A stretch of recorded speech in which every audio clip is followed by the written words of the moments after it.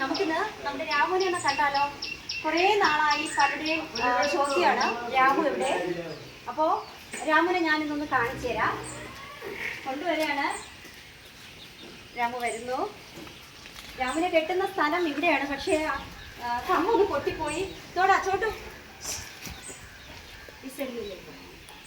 ഇവര് ഇവിടുത്തെ ജോലിക്കാരാണ്. ഇപ്പൊ പുതിയതായിട്ട് വന്നവരാണ് രണ്ടുപേര്.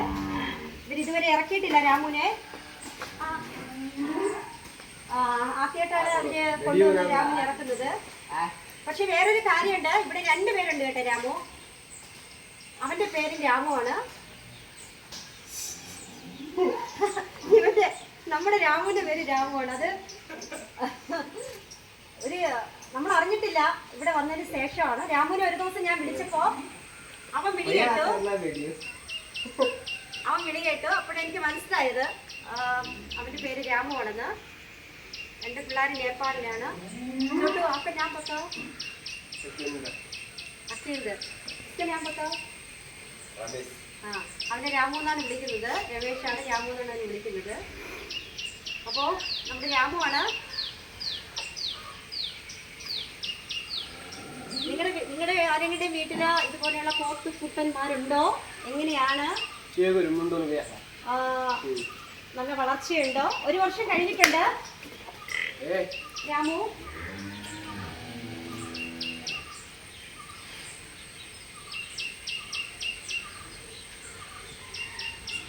वापस लेके गए ना? बाजरा नहीं है बाहर? नहीं इसको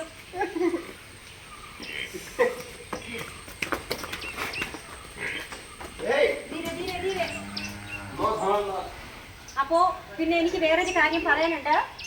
പലരും പോത്തുകുട്ടന്മാര് എവിടെ കിട്ടും, ഇവിടെ ഉണ്ടോ എന്നൊക്കെ ചോദിക്കുന്നുണ്ട്. നമ്മുടെ ഇവിടെ ഇല്ല. കിട്ടുന്നൊരു സ്ഥലം ഞാൻ പറഞ്ഞുതരാം.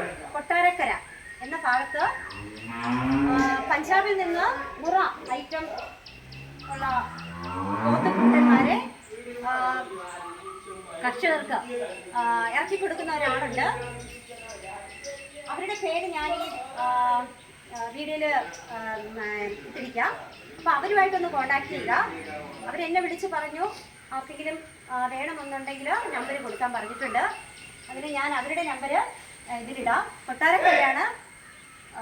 നിങ്ങൾക്ക് കിലോ കണക്കിനാണ് അവർ, എത്ര കിലോയ്ക്ക് എത്ര രൂപ എന്ന കണക്കിനാണ് അവർ തരുന്നത്. നല്ല ഇനത്തിൽപ്പെട്ടതാണ് കേട്ടോ, നല്ല ഇനമാണ്.